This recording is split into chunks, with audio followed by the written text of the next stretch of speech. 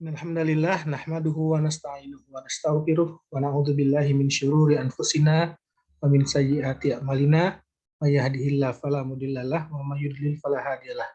Asyhadu an la ilaha illallah wahdahu la syarikalah wa asyhadu anna Muhammadan abduhu wa rasuluh la nabiyya ba'dah. Alhamdulillah adik-adik sekalian, pada hari ini kita akan belajar kembali mengenai anamnesis sistem genitourinaria ya. Jadi ini sistem mengenai saluran kelamin dan kemih. Jadi banyak sekali juga keluhan-keluhan yang sering dialami oleh pasien yang harus kita kenali gejalanya dari anamnesis ya. Nah, kemudian anamnesis yang baik ini dapat menyingkirkan sekian banyak diagnosis sehingga kita akan mempunyai nanti diagnosis banding ya yang akan kita konfirmasi dengan pemeriksaan fisik. Kemudian kita pastikan lagi dengan pemeriksaan penunjang. Setelah itu semua dilakukan, baru kita bisa melakukan suatu diagnosis kerja. Ya. Nah, jadi ini penting sekali untuk kalian menguasai perihal anamnesis ini. Karena dari sekitar ratusan penyakit, dengan anamnesis yang baik, sekitar 80%, 90% diagnosis itu sudah bisa kalian tegakkan. Tinggal memastikan lagi dengan pemeriksaan fisik, dengan pemeriksaan penunjang ya. Jadi pada kali ini kita akan membicarakan tentang tujuan pembelajaran kita, yaitu clinical skill, anamnesis, sistem urinaria, dan genitourinaria. Kemudian alat dan bahannya, dasar teori, prosedur, dan checklist-checklist yang harus kalian kuasai ya. Nah, jadi ini agar bertujuan kalian mampu melakukan anamnesis penyakit genitourinaria dengan baik dan benar. Ya, nanti kalian akan melakukan simulasi dengan melakukan anamnesis, butuh pasien, kemudian meja, kursi periksa, alat tulis untuk mencatat hal-hal yang penting. Ya. Nah, misalkan ini di praktek kalian ada seorang laki-laki datang berumur 67 tahun, ke praktek kalian dengan keluhan susah buang air kecil sejak 1 bulan terakhir. Nah, dari keluhan utama ini kita sudah bisa menebak nih kira-kira dia ini ada gangguan di mananya ya. Nah, kita harus melakukan anamnesis yang terperinci, kemudian terstruktur sehingga kita bisa menegakkan berbagai diagnosis yang mungkin untuk pasien ini. Ya, laki-laki ya, 67 tahun. Keluhannya susah buang air kecil sejak 1 bulan terakhir ya. Jadi ini keluhan utama itu harus mempunyai keluhan utamanya apa ya, sulit berkemih, kemudian sejak kapan 1 bulan terakhir ya. Nah, yang keluhan ini harus diperjelas lagi. Dia itu sulit berkemihnya sangat sulit berkemih atau cuma sedikit saja keluhannya ya. Nah, anamnesis itu kita ingat kembali bahwa ada 3 jenis ya. Kalau pasiennya bisa untuk berkomunikasi dengan baik, kita langsung lakukan wawancara dengan pasien tersebut. Kalau misalkan langsung, ya itu disebut dengan auto anamnesis.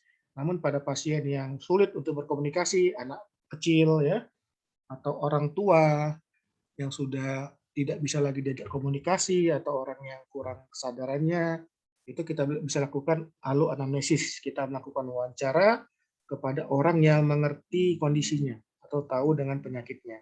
Ya. Nah, dalam penyakit genitourinary ini, jadi pasien itu bisa datang dengan keluhan sistemik. Ya. Nah, jadi keluhannya itu bisa bersifat sistemik ataupun sifatnya lokal. Kalau sistemik itu seperti penyakit pada gagal ginjal, ya, kemudian pada sepsis atau infeksi. Nah, ini keluhannya sistemik, tidak lokal. Artinya dia menderita kelainan secara umum, misalkan pada gagal ginjal dia mengalami lemah tubuhnya, pucat, ya, kemudian lemas, seperti itu. Atau dia mengalami demam yang disertai menggigil. Nah, ini bisa kita temukan pada penyakit infeksi saluran kemih atau urosepsis. Bisa juga pasien itu datang kepada kita, ke dokter, dengan keluhan yang sifatnya lokal. Ya, jadi dia itu biasanya nyerinya terlokalisir. Jadi keluhan lokal itu misalkan pada keluhan miksinya, ya, jadi keluhan sulit berkemih, atau disfungsi seksual, atau infertilitas, atau nyeri, nyeri lokal, nyerinya di pinggang, atau nyeri kolik, atau nyerinya di vesikal nanti ya kita akan lihat. Jadi dia bisa datang dengan keluhan sistemik atau dengan keluhan lokal pasiennya. Nah, keluhan yang pertama kali yang biasanya paling sering menyebabkan pasien datang berobat kepada kita adalah keluhan yang disebabkan oleh nyeri yang dia tidak tahan, sehingga dia mencari pertolongan medis. Ya. Nah, nyeri ini bisa sifatnya lokal, yaitu nyeri itu di sekitar organ itu sendiri. Misalkan nyeri ginjal itu lokal, nyerinya di posisi ginjal, ya, di bagian belakang, flank area. Atau nyerinya menjalar atau revert, ya, nyeri yang menjalar yang dirasakan jauh dari tempat yang sakit. Nah, misalkan nyeri kolik, ya, itu nyerinya sifatnya menjalar. Jadi nyeri itu ada yang lokal sifatnya, terlokalisir, bisa ditunjuk dengan jelas, pasien bisa menunjuk, oh di sini, di bagian sini, ditunjuknya pakai tangannya.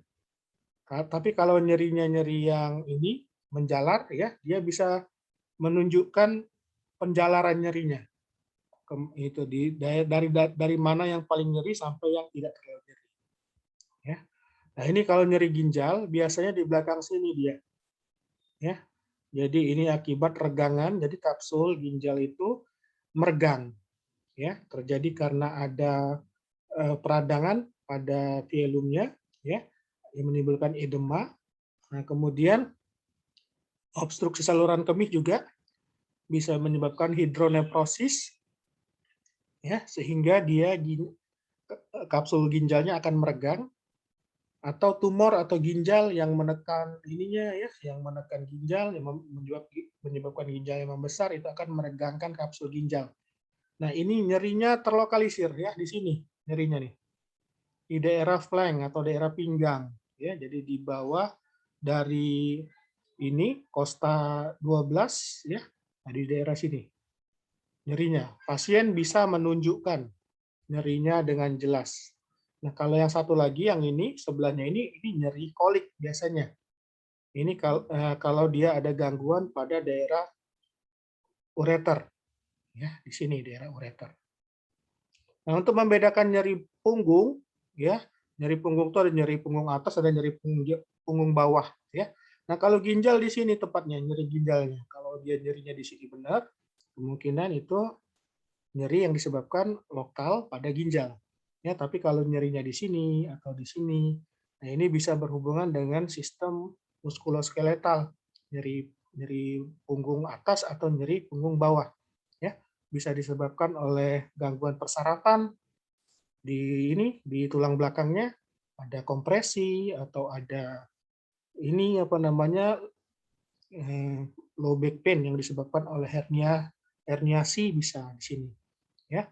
Kemudian ya kalau di sini biasanya karena salah posisi pada saat bekerja ya, sehingga terjadi dia eh, yang namanya herniasi ya.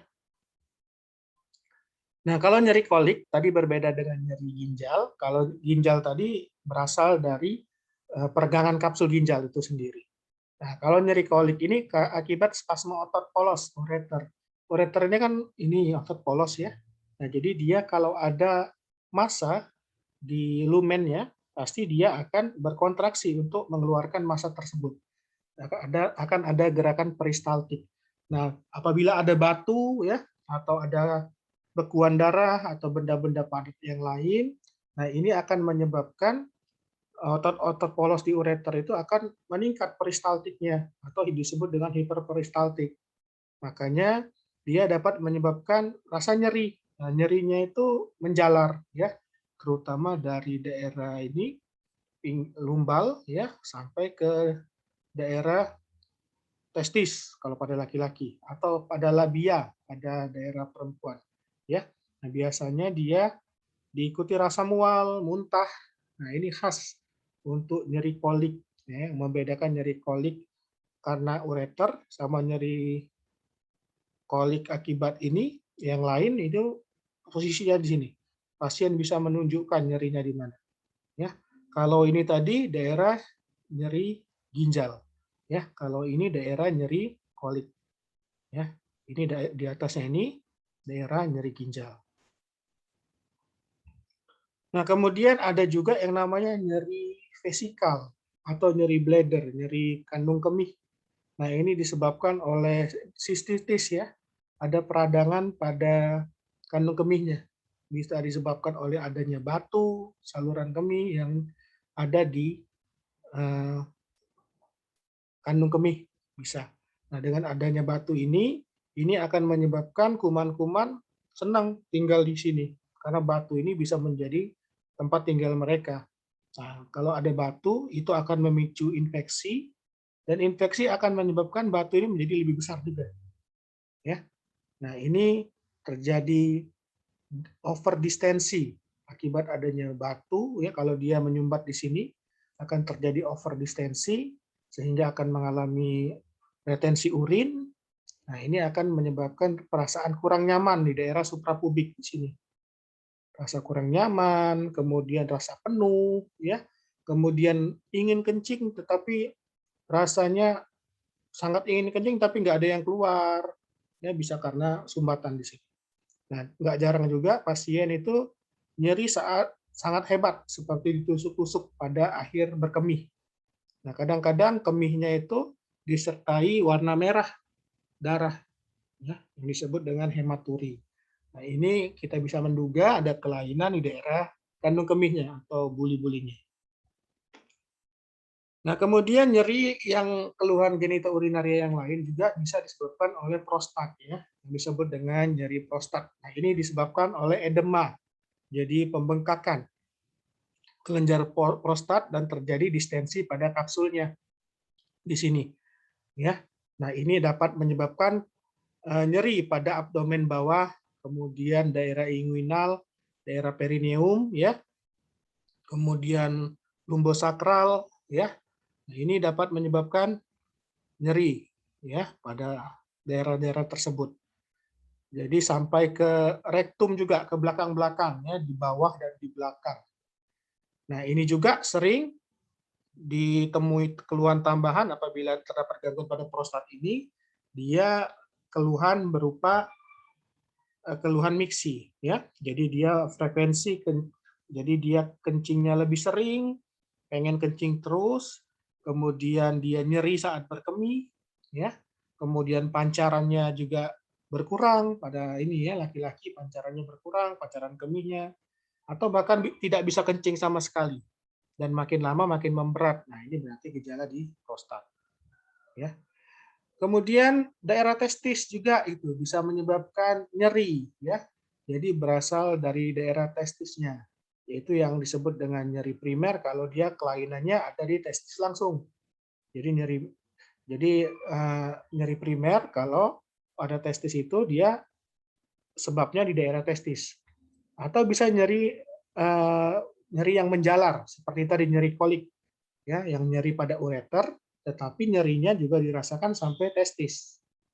Nah, itu yang disebut dengan nyeri rever, ya, atau nyeri alih. Nah, yang menyebabkan nyeri pada testis ini bisa disebabkan oleh torsio, ya, torsio testis.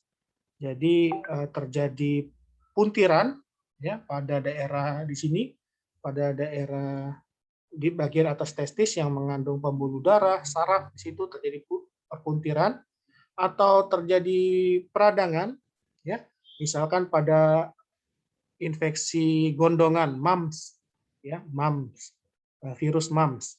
Nah, itu bisa menjadikan peradangan pada testis juga, testisnya bengkak bisa. Atau varikokel, ya.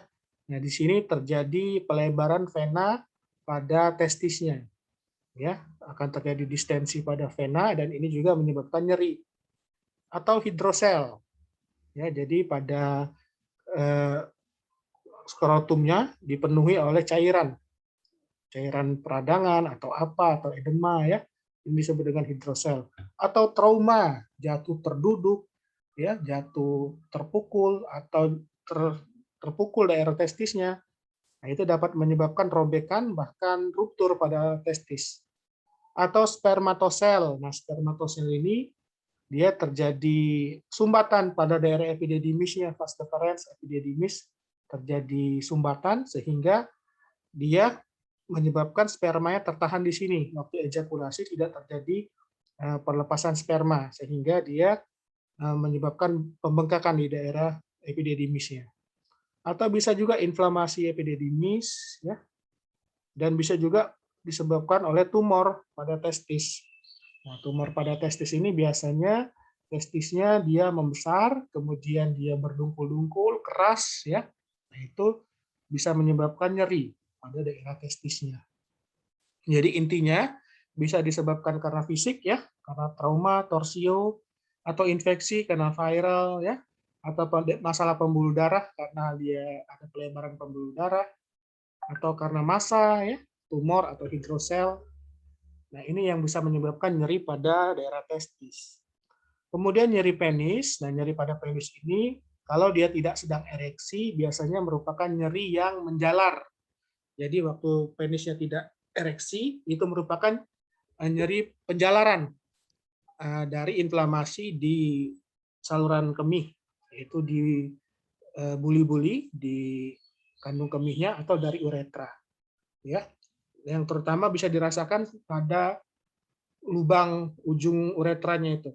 Ya, nah selain itu juga bisa juga disebabkan oleh parafimosis, yaitu peradangan pada prepuseum. Jadi pada orang-orang yang tidak disunat itu kadang-kadang prepusiumnya mengalami peradangan. Nah, ini memberikan rasa nyeri pada ujung penis. Kemudian pada saat ereksi, nyeri dia, nah ini mungkin terjadi karena ada pironi ya. Jadi akibat penyakit pironi. Jadi pironi itu adalah penyakit di mana pada jaringan penisnya itu terdapat jaringan ikat ya, yang dia akan menyebabkan kekakuan pada penisnya. Sehingga waktu dia ereksi, dia ada bagian yang tertarik ya, itu menyebabkan nyeri. Atau priapismus. Nah, priapismus ini adalah ereksi yang tidak normal. Jadi ereksi yang sudah melewati batas waktunya berjam-jam ya, 2 jam, 3 jam dia ereksi terus. Nah, itu akan menyebabkan rasa nyeri. Ini disebut dengan priapismus. Itu keluhan nyeri ya. Yang kedua, keluhan selain nyeri adalah keluhan miksi. Jadi keluhan pada kelainan berkemih pada pasien genitourinaria ini. Nah, ini biasanya dikenal dengan keluhan saluran urin bagian bawah atau sindrom saluran urin bagian bawah, lower urinary tract syndrome, atau disebut dengan inkontinensia urin. Jadi dia urinnya itu tidak berhenti ya, terus-menerus dia menyebabkan terjadinya perkemihan ya. Nah, ini sering terjadi kira-kira paling banyak pada orang tua ya. Nah, gejalanya dibagi dua, ingat ya, ada gejala yang disebut dengan gejala iritatif, ada yang disebut dengan gejala obstruksi ya. Nah, gejala-gejala ini bisa kita temukan pada penyakit BPH ya, pembesaran prostat jinak, kemudian kelemahan otot detrusor ya, kemudian infeksi saluran kemih, prostatitis atau batu saluran kemih, keganasan, kemudian penyakit neurologis lainnya ya. Nah, kita akan bahas tentang keluhan iritasi, inkontinensia urin, dan keluhan obstruksi. Nah, kalau iritasi ini adalah keluhan pada ini ya, pada saat berkemih dia. Lebih ke keluhan perasaan ya. Jadi di mana sering terjadi rasa ingin kencing terus ya. Jadi rasa pengen kebelet terus gitu. Rasanya ingin cepat-cepat berkemih. Nah, ini disebut dengan urgensi. Ya. Kemudian pada saat dia berkemih itu terasa sakit juga. Nah, ini terjadi karena hiperiritabilitas dan hiperaktivitas dari buli karena inflamasi. Biasanya karena pada saluran kemihnya itu terdapat benda asing, misalkan terdapat batu ya, atau terdapat infeksi, ada patogen di dalam situ. Nah, itu akan menyebabkan urgensi, rasa ingin kencing terus-menerus dan rasa perih waktu berkencing, sakit, nyeri ya. Nah, kemudian frekuensinya. Jadi bisa dia itu berkemihnya itu lebih sering daripada normal, atau dia malah berkurang daripada normal, ya. Nah, kalau pola Surya, ya, dia itu eh, frekuensi berkemihnya itu lebih sering dari normal. Kalau orang normal itu rata-rata berkemih 5 sampai 6 kali sehari, ya. Nah, pada malam hari normalnya ya 2 kali paling paling tidak. Tapi pada orang yang mengalami pola Surya ini dia mengalami frekuensi yang lebih sering, ya. Nah, jadi eh, akibatnya ini disebabkan oleh poliuria, ya. Jadi kapasitas bulinya menurun sehingga waktu terisi sedikit saja saluran kemihnya, apa namanya, vesika urinarianya, kandung kemihnya baru terisi dikit, ya, dia sudah ada rangsangan ingin berkemih. Nah, padahal pada orang normal, orang itu akan terasa ingin berkemih apabila vesika urinarianya sudah berisi sekitar 200 sampai 300 mili baru terasa ingin kemih. Nah, pada orang yang mengalami keluhan iritasi ini, ya, terjadi pengurangan kapasitas buli sehingga baru terisi sedikit cuma 50 ml atau 100 sudah menyebabkan rasa ingin berkemih, ya. Nah, kemudian nokturia ini pada malam hari, ya, dia ini sering kencingnya. Jadi pada pasien tua, ya. Nah, ini terjadi karena eh, kegagalan ginjal juga bisa, ya, melakukan konsentrasi atau pemekatan urin pada malam hari. Jadi malam hari orang normal kencing 2 kali. Nah, pada orang yang nokturia ini kencingnya bisa 5, 4 atau 6 kali semalam. Kemudian di surya, ini adalah rasa nyeri yang disebabkan karena inflamasi pada buli-buli atau uretra. Jadi waktu dia berkemih, nah ini terasa sakit, ya.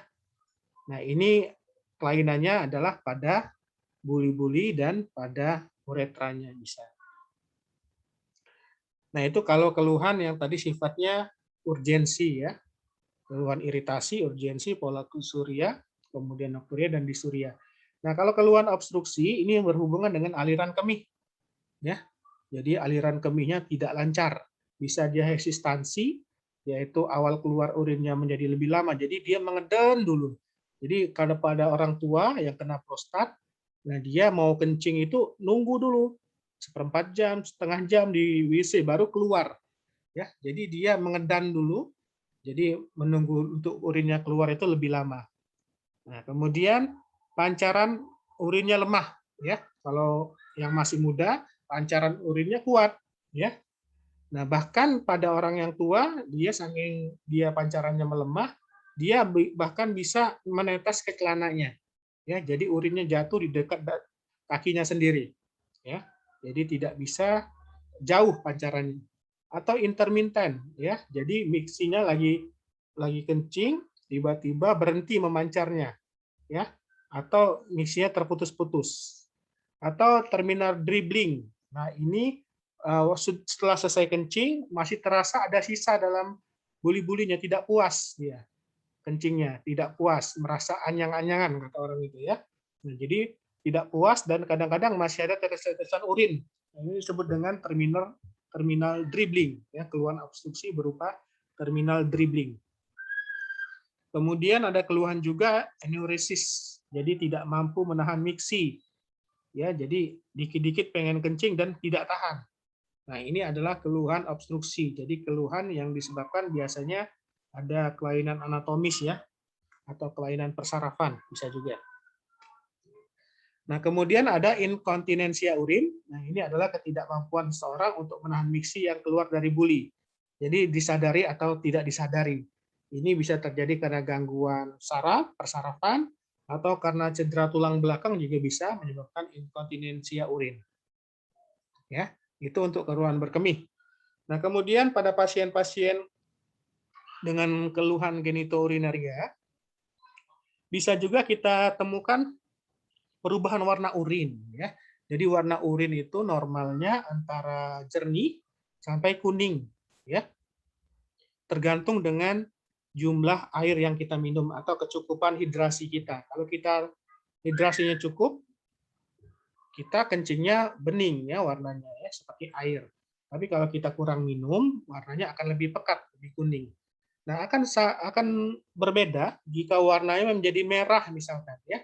Nah, itu nggak normal kalau warna kencingnya merah, kecuali dia habis makan obat, misalkan obat rifampisin, obat anti tuberkulosis. Nah, itu menyebabkan urinnya memang merah karena memang itu adalah metabolit dari rifampisin, warnanya merah.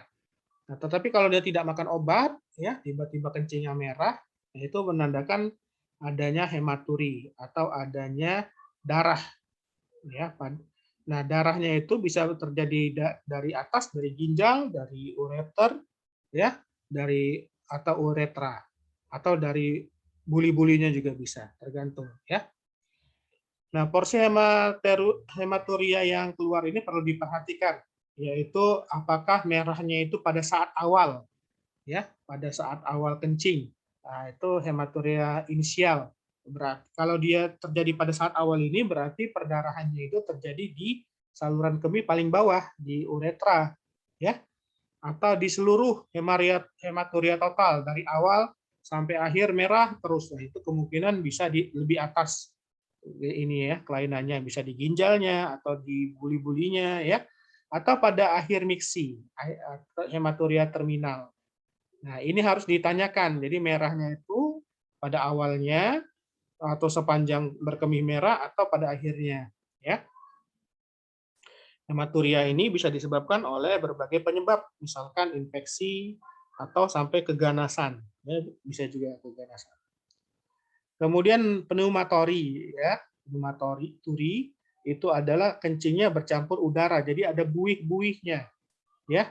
Ada kencingnya berbuih, ya, bergelembung kencingnya. Nah, ini disebabkan biasanya fermentasi glukosa menjadi gas CO2 pada pasien diabetes mellitus. Jadi pada pasien diabetes mellitus kadang-kadang kencingnya berbuih, ya. Bisa juga terjadi hubungan antara buli dengan usus, ya. Jadi terdapat fistula namanya. Ini menyebabkan urinnya tercampur udara. Bisa juga ini pada saat dia ejakulasi, dia spermanya yang biasanya berwarna putih ya, tetapi ini berwarna merah. Nah, ini disertai adanya darah dalam ejakulat. Nah, ini biasanya dialami oleh pasien pubertas ya, biasanya itu normal untuk pertama kali dia pubertas atau juga pada usia 30 dan 40 tahun. Nah, kalau dia pada usia 30 dan 40 tahun ini kita harus periksa lebih lanjut pada daerah epididymis ya, pada daerah vas deferensnya, mungkin ada trauma atau infeksi atau tumor. Nah, ada juga kadang urinnya itu berwarna keruh dan berbau busuk ya. Nah, ini disebabkan oleh infeksi. Infeksi penyebab yang paling sering adalah gonore atau chlamydia. Nah, ini urinnya itu berwarna keruh. Jadi bukan bening. Kalau normal itu kan bening. Bening itu seperti air jernih itu ya. Nah, kalau keruh ini seperti air susu ya,